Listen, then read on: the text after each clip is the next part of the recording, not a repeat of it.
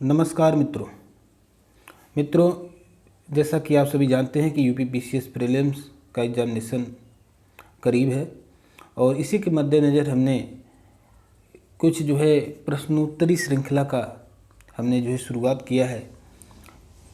आज एक बार फिर हम आपके साथ हाजिर हैं इतिहास के महत्वपूर्ण प्रश्नों को लेकर के। आज हमारा ये तीसरा वीडियो है इस विषय पर। दोस्तों, इसके इम्पॉर्टेंस के बारे में मैं आपको हर बार अवगत कराता रहता हूं, क्योंकि सभी कॉम्पिटिटिव एग्जामिनेशन में इसका अपना इम्पोर्टेंस है। और इस वीडियो की विशेषता दोस्तों ये रहेगी कि जो भी इसमें प्रश्न आएंगे, महत्वपूर्ण प्रश्न जहां ज़रूरत पड़ेगी वहां हम इसको डीप में एक्सप्लेन भी करते रहेंगे। तो दोस्तों चलिए शुरू करते हैं आज का अपना विषय। और मैं आपको बता दूं दोस्तों, ये यूपी पीएससी के द्वारा आयोजित कराने वाले सभी परीक्षाओं के लिए तो इम्पॉर्टेंट है। इस साथ में यूपी ट्रिपल एससी या अन्य किसी भी आयोग के द्वारा जो भी इतिहास के प्रश्न होंगे उसके लिए, उसको समझने के लिए बहुत महत्वपूर्ण होगा। तो चलिए ज़्यादा समय नहीं लेते हुए शुरू करते हैं आज का अपना क्लास। चलिए, पहला प्रश्न है, देखिए आपके सामने है, निम्नलिखित में से कौन सा कथन सही है? ए, बी, सी, 3 कथन दिए हैं, डी, बी, ए। तो पहला है, फिनिक्स आश्रम की स्थापना महात्मा गांधी जी ने की थी। ये बात तो सच है, आप जानते होंगे, बहुत ही ये बेसिक बात है। लाइफ डिवाइन अरविंदो घोष की कृति है। दोस्तों ये भी सही है। 1765 में अंग्रेजों ने बंगाल, बिहार और उड़ीसा की दीवानी अधिकार हासिल किए थे। तो दोस्तों आप जैसा कि जानते होंगे कि 1764 में बक्सर का युद्ध हुआ था, 22 अक्टूबर 1764 को। और बक्सर के युद्ध के बाद इलाहाबाद की संधि हुई थी 1765 में, ठीक है। और उसी के तहत बंगाल, बिहार और उड़ीसा की दीवानी अंग्रेजों के पास आ गई थी। तो दोस्तों इस आधार पर ए, बी और सी तीनों कथन सही है। तो उपरोक्त सभी सही हैं, इसलिए ऑप्शन नंबर डी पर हम क्लिक करेंगे। इसका सही उत्तर होगा ऑप्शन डी। चलिए आगे बढ़ते हैं अगले प्रश्न की ओर। अगला प्रश्न दोस्तों क्या है? विनोबा भावे ने व्यक्तिगत सत्याग्रह की शुरुआत कब की थी? तो दोस्तों विनोबा भावे ने जो व्यक्तिगत सत्याग्रह शुरुआत की थी ये 1940 में की थी। चलिए दोस्तों अगले प्रश्न की ओर बढ़ते हैं। अगला प्रश्न दोस्तों आपके सामने है, भारतीय राष्ट्रीय कांग्रेस का स्थापना का श्रेय निम्नलिखित में से किसे दिया जाता है? पहला ऑप्शन है ए ओ ह्यूम, दूसरा है ए ओ ह्यूम और दिनाशा एदुल्जी वाचा, और तीसरा ऑप्शन है दादा भाई नौरोजी, ए ओ ह्यूम और दिनाशा एदुल्जी वाचा, और डी है उपरोक्त में से कोई भी नहीं। तो दोस्तों डी का कोई सवाल ही नहीं उठता, क्योंकि अगर आप भारतीय राष्ट्रीय कांग्रेस की स्थापना के विषय में ज़रा भी नॉलेज रखते होंगे तो आपको पता होगा कि इसको बनाने वाले थे मिस्टर ए ओ ह्यूम। लेकिन दोस्तों सिर्फ ए ओ ह्यूम भी नहीं थे, दादा भाई नौरोजी इसके प्रथम अध्यक्ष बिमोह चंद्र बनर्जी थे, लेकिन दादा भाई नौरोजी इसमें भी थे, और दिनशा एदुल्जी वाचा भी थे, ए ओ ह्यूम भी थे। तो इस तरह दोस्तों ऑप्शन नंबर सी इसका सही उत्तर है, ऑप्शन नंबर सी। चलिए आगे बढ़ते हैं अगले प्रश्न की ओर। अगला प्रश्न है, राजा बोदेयार ने किस राज्य की स्थापना की थी? तो दोस्तों राजा बोदेयार ने मैसूर राज्य की स्थापना की थी। जो बोदेयार राजवंश थी वो 1399 में, ठीक है। ये कब की घटना है? 1399 में या बोदेयार ने की थी। और इन्होंने विजयनगर साम्राज्य के अंतर्गत मैसूर पर 1423 तक शासन किया था। कब तक किया था? 1423 तक का शासन किया था। चलिए आगे बढ़ते हैं, अगले प्रश्न को देखते हैं जल्दी। भारत में राष्ट्रीय उदारवादी संघ की स्थापना किस वर्ष की गई थी दोस्तों? तो ये की गई थी 1919 में। तो इसकी स्थापना किन्होंने की थी? नरम दल के नेताओं ने की थी। ऑप्शन नंबर इसका सी सही है, 1919, ठीक है। 1919 में इसकी स्थापना की गई थी। उदार दल के जो नरम दल के नेता थे, तेज बहादुर सप्रू थे, वी.एस. श्रीनिवास शास्त्री थे, M.R. जयकर थे आदि इसी पार्टी के सदस्य थे। दोस्तों ये जो भी तीनों नाम हमने लिए हैं, ये यही तीनों लोग थे जो हमने पिछले वीडियो में डिस्कस किया था, गांधी इरविन समझौता। तो गांधी जी को इरविन से वो पैक्ट करने के लिए किन लोगों ने प्रेरित किया था? तो इसी पार्टी के लोग थे। तेज बहादुर सप्रू जी थे, वी.एस. श्रीनिवास शास्त्री जी थे और M.R. जयकर जी थे। तो ये 3 नाम याद रखिए, बड़े इंपॉर्टेंट है। चलिए आगे बढ़ते हैं। अगला प्रश्न है दोस्तों आपके सामने। अगला प्रश्न देखिए, म्युनिसिपल व जिला बोर्ड, प्रांतीय परिषद और इंपीरियल विधान पालिका में मुस्लिमों के लिए किस अधिनियम के तहत सीटें आरक्षित की गई थी दोस्तों? तो ये जो मार्ले मिंटो सुधार आया था दोस्तों 1909 में, या इसी को भारत सरकार अधिनियम कहते हैं। ऑप्शन नंबर ए सही है।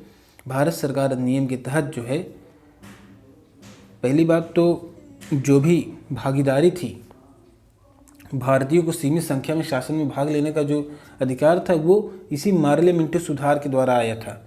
इसी को भारत शासन अधिनियम 1919 कहते हैं। इसी के द्वारा भारतीय शामिल, जब भारतीय शामिल हो रहे थे तो उसमें मुस्लिम भी थे, तो मुस्लिमों को किस अधिनियम के तहत सीटें आरक्षित की गई थी? तो यही है भारत सरकार अधिनियम 1909 के द्वारा, 1909 के द्वारा, भारत सरकार अधिनियम 1909 के द्वारा मुसलमानों के लिए जो है सीटें आरक्षित की गई थी। कहाँ? म्युनिसिपल व जिला बोर्ड तथा प्रांतीय परिषद और इंपीरियल विधान पालिका में। चलिए आगे बढ़ते हैं अगले प्रश्न की ओर। अगला प्रश्न आपके सामने है दोस्तों, निम्नलिखित में से किस अधिनियम के द्वारा भारतीय मामलों का नियंत्रण ब्रिटिश सरकार के हाथों में चला गया था? तो दोस्तों भारत सरकार अधिनियम 1858, ऑप्शन नंबर ए सही है। देखिए, जैसा कि आप सभी जानते होंगे, अगर आपने पढ़ाई की तो 1857 की जो क्रांति होती है, उसमें जो विद्रोह होता है, उसके बाद से जो है, जो ब्रिटिश सरकार था, उसने कंपनी का जो नियंत्रण था भारत पर, तो भारतीय मामलों का जो कंट्रोल था, उन्होंने कंपनी से लेकर के सरकार ने सीधे अपने हाथों में ले लिया, क्योंकि उसे डर था कि भारत के लोग अगर इतना विद्रोह कर सकते हैं तो कभी जो है बहुत ज़्यादा, मतलब कि एकदम से तख्ता पलट भी कर सकते हैं। और लगभग वो नौबत आ भी गई थी। आपने देखा था जिस तरह से मेरठ से चल करके जो सिपाही थे वो पहुंच गए दिल्ली, और बहादुर शाह जफ़र को जो उन्होंने वहाँ का राजा घोषित कर दिया। लेकिन परिस्थितियाँ कुछ बनी नहीं और उन्होंने फिर से जो है उस आंदोलन को कुचल दिया। फिर भी ये एक नया चेंज आ गया। उनकी जो शासन व्यवस्था थी, जो कंपनी के पास शासन था, वो ब्रिटिश सरकार के हाथ में चला गया। तो कब से चला गया? भारत सरकार अधिनियम 1858 से। चलिए आगे बढ़ते हैं अगले प्रश्न की ओर। अगला प्रश्न है, अगस्त 1932 में किसने कम्युनल अवार्ड के आधार पर भारत में अलग अलग मतदाता समूहों की सिफारिश की थी? तो Lord Irwin, Ramsay MacDonald, Winston Churchill या कोई नहीं? तो दोस्तों ये थे रैमजे मैकडोनाल्ड। रैमजे मैकडोनाल्ड जो थे, ब्रिटिश प्रधानमंत्री रैमजे मैकडोनाल्ड, इन्होंने 16 अगस्त 1932 को कम्युनल अवार्ड की घोषणा की थी। इस अवार्ड के अंतर्गत अल्पसंख्यक समुदाय के लिए अलग प्रतिनिधित्व की व्यवस्था की थी। चलिए आगे बढ़ते हैं। अगला प्रश्न देखिए, बक्सर की लड़ाई के बाद किस संधि पर हस्ताक्षर किए गए थे? दोस्तों अभी थोड़ी देर पहले हमने आपको जब स्टेटमेंट वाला प्रश्न आया था, उसमें आपको बताया था बक्सर की लड़ाई के बाद इलाहाबाद की संधि हुई थी। तो देखिए बक्सर की लड़ाई कब हुई थी? अभी हमने आपको बताया था 22 अक्टूबर 1764 को। ठीक है, ये डेट है जिस दिन बक्सर की लड़ाई हुई थी। इसमें कौन कौन से था? एक तरफ अंग्रेज़ थे, ठीक है, और अंग्रेज़ों का नेतृत्व कौन कर रहा था? Hector Munro.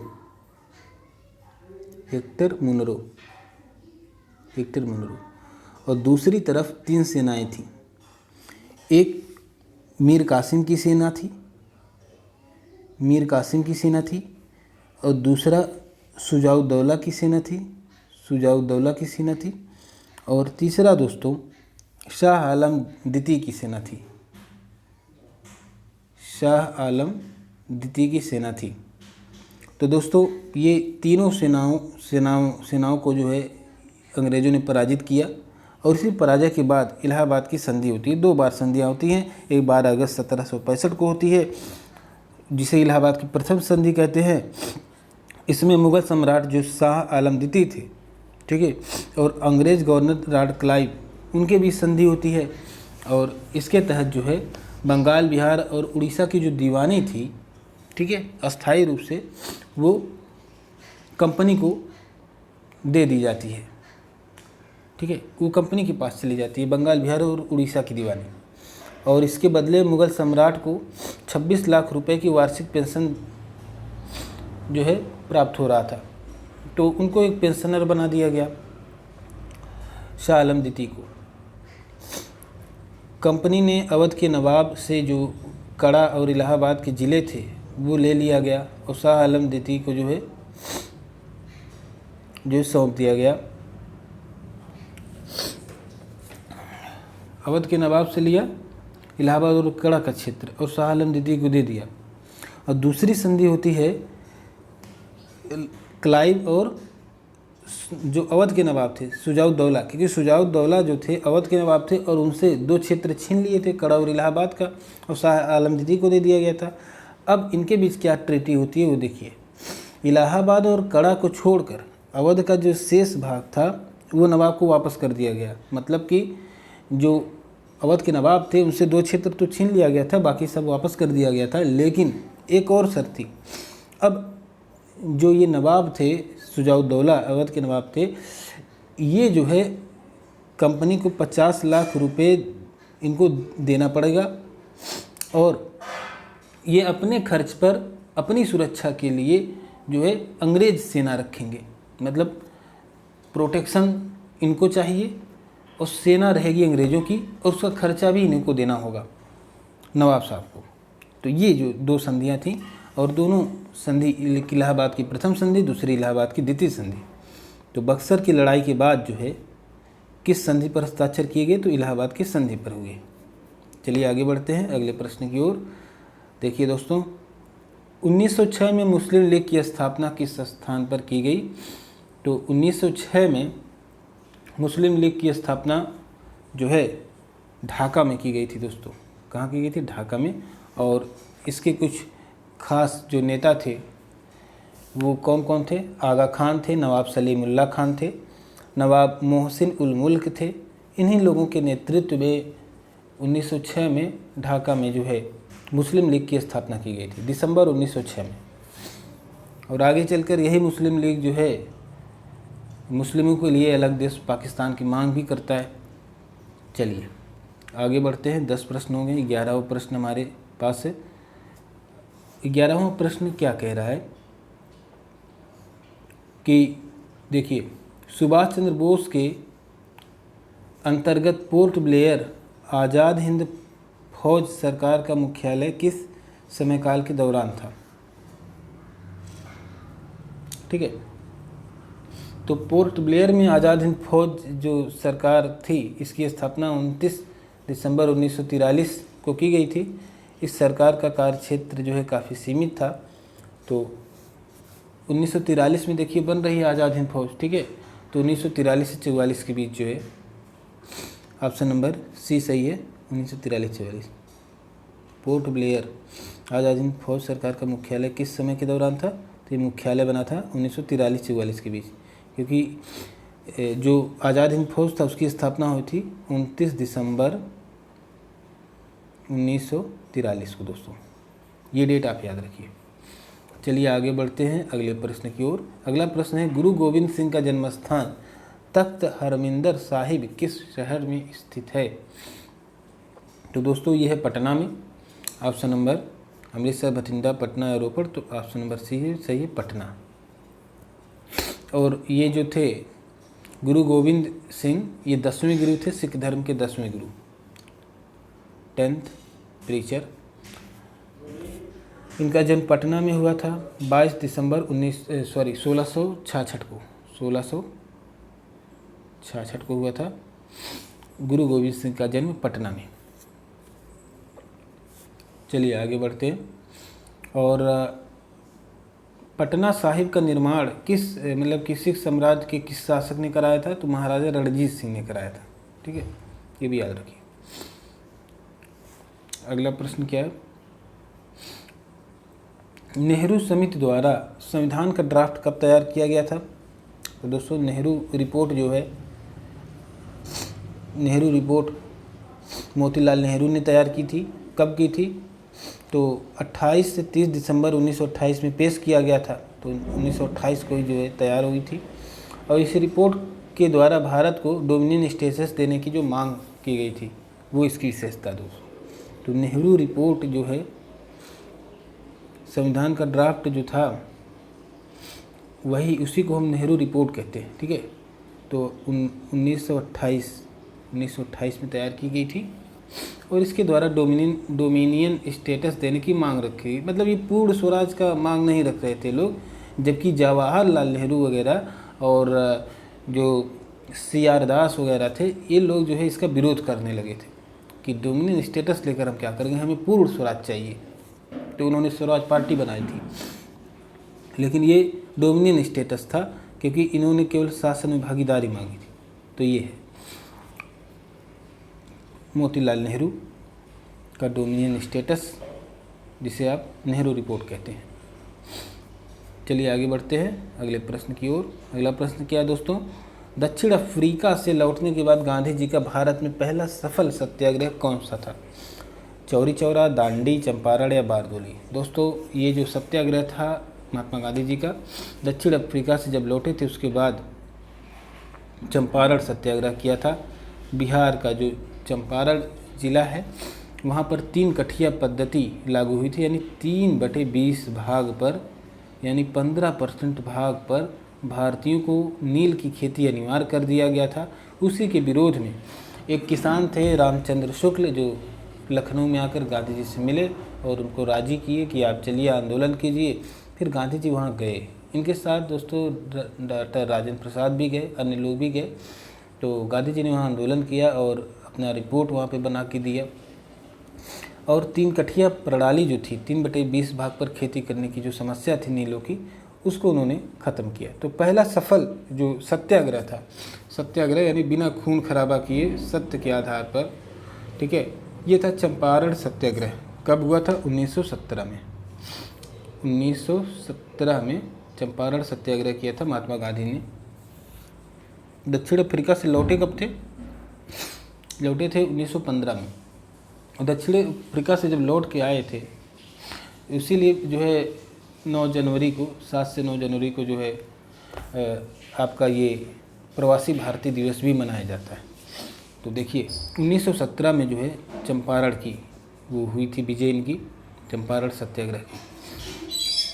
और ये चंपारण सत्याग्रह दोस्तों महत्वपूर्ण भी है, इसलिए भी महत्वपूर्ण है क्योंकि उसी समय में रसिया वगैरह में जो क्रांति हो रही थी वो रक्त रंजित क्रांति हो रही थी, मतलब खून खराबे वाली क्रांति। और उस समय एक छोटे से एरिया में गांधी जी जब गए चंपारण में, तो उन्होंने जो है सत्याग्रह का एक ऐसा मिसाल पेश किया जो पूरे विश्व के लिए एक मतलब कि एक मिसाल बन गया।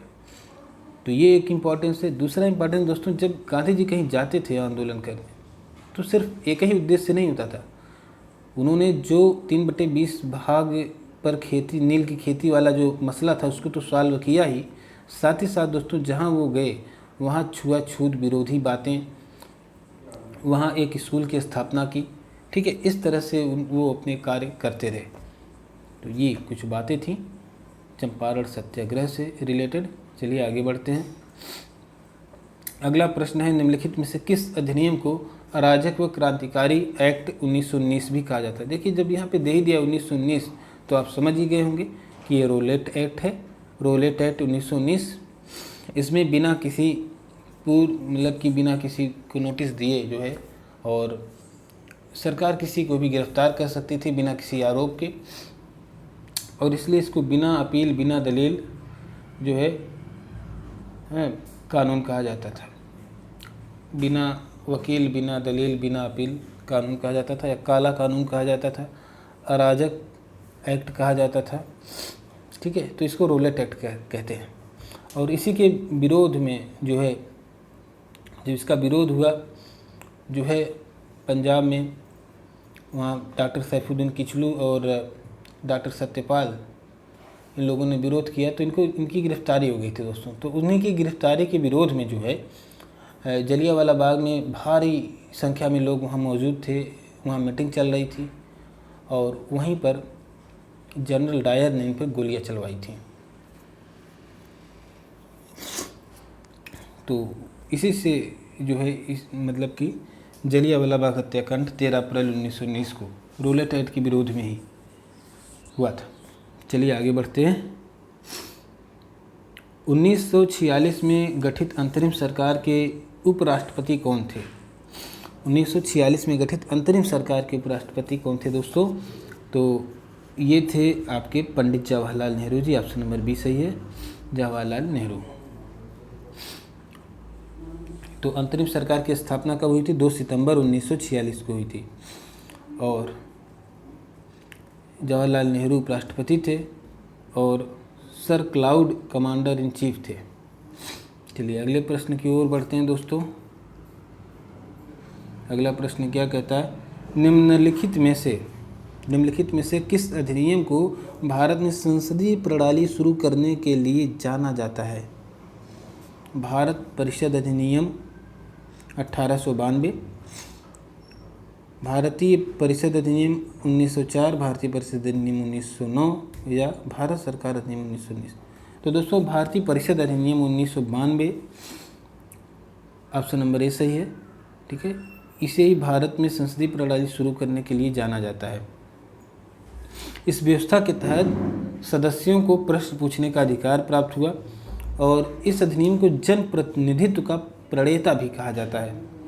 तो दोस्तों ये बात याद रखिए, जन प्रतिनिधित्व का प्रणेता किस अधिनियम को कहा जाता है? तो भारतीय परिषद अधिनियम 1892 को। चलिए कुछ और प्रश्नों को देखते हैं दोस्तों। अगला प्रश्न है, निम्नलिखित में से किसने वाराणसी में सेंट्रल हिंदू कॉलेज की स्थापना की थी, जिसे बाद में बदलकर बनारस हिंदू विश्वविद्यालय बना दिया गया था? तो दोस्तों ऑप्शन है मदन मोहन मालवीय, एनी बेसेंट, बाल गंगाधर तिलक या जमनालाल बजाज। तो सही उत्तर है ऑप्शन बी, एनी बेसेंट। दोस्तों एनी बेसेंट ने ही जो CHS है, सेंट्रल हिंदू स्कूल, ठीक है, जिसे जो है सेंट्रल हिंदू कॉलेज कहते हैं, ठीक है, इसकी स्थापना जो है एनी बेसेंट ने ही की थी बनारस में 1898 ईस्वी में, जो आगे चल कर के 1916 में BHU मदन मोहन मालवीय के प्रयासों से बनता है। ठीक है, तो ये जो सेंट्रल हिंदू कॉलेज की स्थापना किया था किसने? एनी बेसेंट जी ने किया था और बाद में इसका नाम चेंज हो जाता है जब विश्वविद्यालय बनता है, तो बनारस हिंदू विश्वविद्यालय इसका नाम रख दिया जाता है। और बनारस हिंदू विश्वविद्यालय 1916 में जब बनता है, 1915-16 में, तो उस समय किसके प्रयासों से? तो मदन मोहन मालवीय जी के। मदन मोहन मालवीय जी BHU के संस्थापक माने जाते हैं। तो चलिए आगे बढ़ते हैं अगले प्रश्न की ओर। कांग्रेस के अधिवेशन की अध्यक्षता करने वाले पहले अंग्रेज कौन थे? कांग्रेस की अध्यक्षता करने वाले, देखिए दोस्तों इस तरह के प्रश्न आते हैं कि कांग्रेस के पहले अध्यक्ष कौन थे, कांग्रेस के प्रथम अंग्रेज अध्यक्ष कौन थे, कांग्रेस के प्रथम मुस्लिम अध्यक्ष कौन थे। तो इन बातों को ध्यान रखिएगा। हालांकि इसका उत्तर है जॉर्ज यूले।